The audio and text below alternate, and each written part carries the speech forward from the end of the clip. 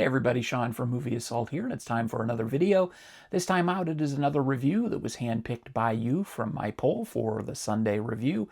And this week you guys chose S.W.A.T, or as this reads, Unidad Especial. This is a Spanish version that I got for $1 at Dollar Tree, so good luck reading any of that. But the disc itself is just the same disc you would get in America, and not that it matters, I was able to watch and understand the movie with no problem. The movie is directed by Chuck Johnson, who is also known for a lot of TV work, including The Wire and The Shield. It's written by David Ayer and David McKenna, although there were tons of uncredited rewrites apparently on this movie.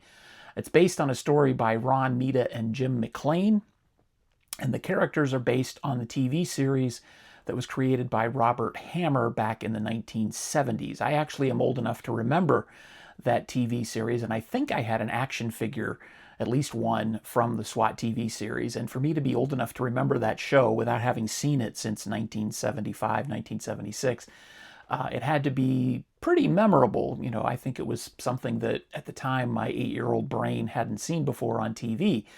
Well, unfortunately, S.W.A.T, the movie, is not that memorable.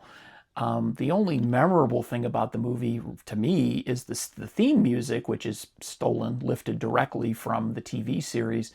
And it's played ad nauseum through the entire movie. It's featured as a sample or as a melody in several songs on the soundtrack. The cast actually sings it at one point. And here's your trivia for the day. The S.W.A.T theme, or as it was called, the TV theme from S.W.A.T, I believe is how it was credited, by Rhythm Heritage, hit #1 in the United States in 1976. It was a disco version of the theme from S.W.A.T, and I had it on a 45, little 45 record. I was a big fan of the TV series. Unfortunately, I'm not a big fan of this particular movie. The characters are named, some of them are named the same as some of the characters in the TV show. It doesn't really matter because the plot is super generic. It revolves around Jim Street and his partner Gamble. Jim Street is played by Colin Farrell. Gamble is played by Jeremy Renner. And they use these unorthodox tactics to foil a bank robbery at the beginning of the film. And while they're successful, a hostage unfortunately gets shot. So they're given an earful from Captain Fuller, who is their boss, played by Larry Poindexter.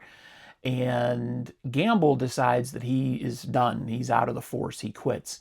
And Jim Street decides to stay with the force, but he's demoted to working the cage. He's basically an admin who repairs and stores weapons. So you fast forward 6 months later, and this guy, Dan Hondo Harrelson, played by Samuel L. Jackson, comes in, and he wants to assemble a new S.W.A.T team to sort of restore honor to the team, I guess based on what happened at the bank robbery that Street and Gamble were involved with.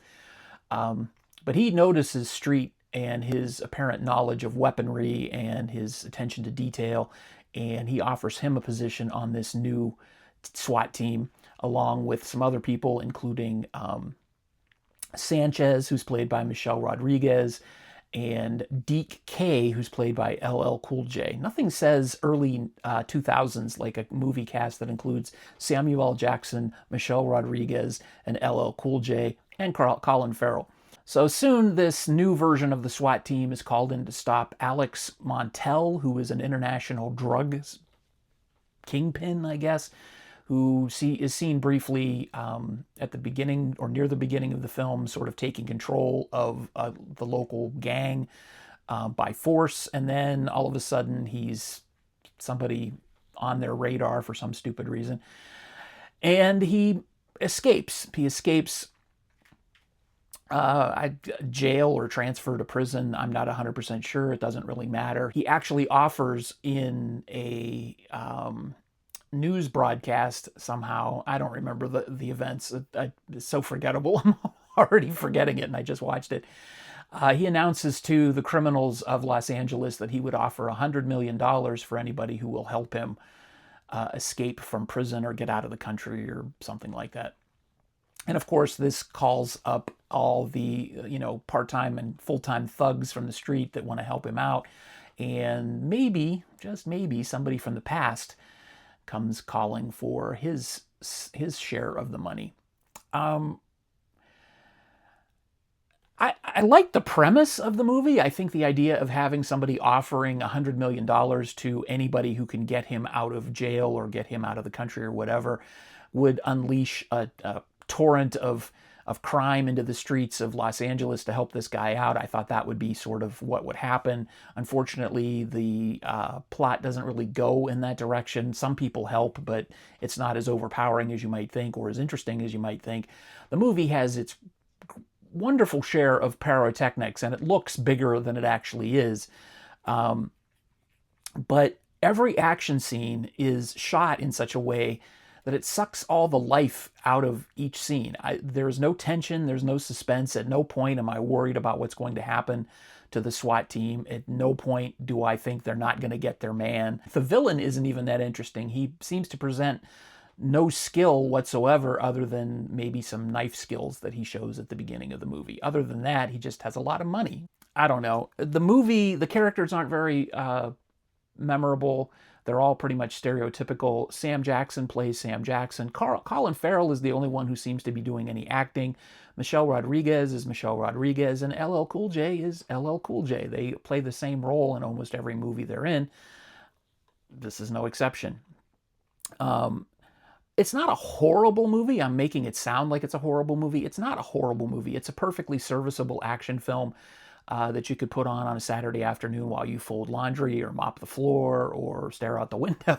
I don't know. For action movie mindset, I guess it's perfectly fine. Things blow up and they shoot guns and people die.